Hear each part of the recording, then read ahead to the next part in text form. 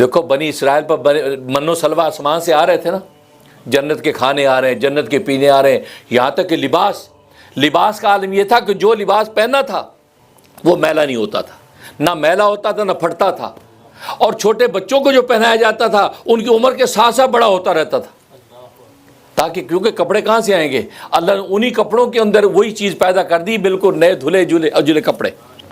کبھی کپڑے کی ضرورت نہیں پیش آئی، من و سلوہ صبح شام کھا رہے ہیں تو ان کو کہہ دے بس تم بس ہماری عبادت کرتے رہو۔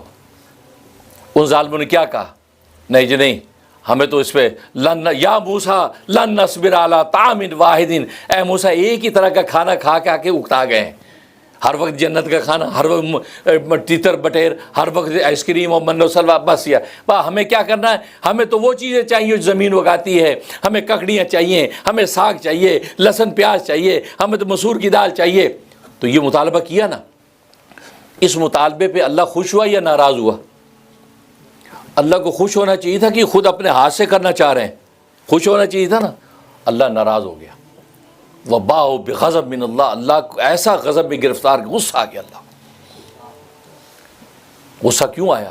غصہ اس لیے آیا کہ بھائی تمہیں کھانے پینے اگانے کے لیے تو پیدا ہی نہیں کیا میں نے، تمہیں تو اپنی عبادت کے لیے پیدا کیا، اور عبادت تم صبح شام کر رہے ہو، اور کھانا پینا جنت سے تمہیں میں دے رہا ہوں، بس اپنا کام کرو۔ تم جس چیز کی کوشش کر رہے ہو کہ ہم خود سبزیاں اگائیں گے، ہم خود فصلیں اگائیں گے، خود اپنا بنایا ہوا کپڑا پہنیں گے، تو یہ تم نے تو اپنی تخلیق اور مقصد کے خلاف بات کی ہے۔ تمہیں میں جب غیب سے رزق دے رہا ہوں تو تمہیں اب کمانے کے لیے دکان کھولنے کی ضرورت کیا ہے؟ تمہیں اب جب اگانے کے لیے سبزیوں اور زراعتوں کی ضرورت کیا ہے؟ تم نے گویا کہ اپنے مقصد تخلیق کو بھلا کے تم ایک لایانی بات کی طرف لگ رہے ہو جس کا تمہیں میں نے مکلف نہیں کیا۔ اللہ غضبناک ہو، کہا کہ ٹھیک ہے چلو نکلو یہاں سے، دفع ہو، چلو کسی جگہ جاؤ وہاں پہ اپنا کھیت اگاؤ۔ لہٰذا وہاں سے نکالا اور وہاں پہ آ کے ککڑیاں سے لگا رہے ہیں، اپنے ہاتھ سے بو رہے ہیں۔ اور اگر وہ یہ نہ کرتے تو آج تک اللہ ایسی نظام چلاتے۔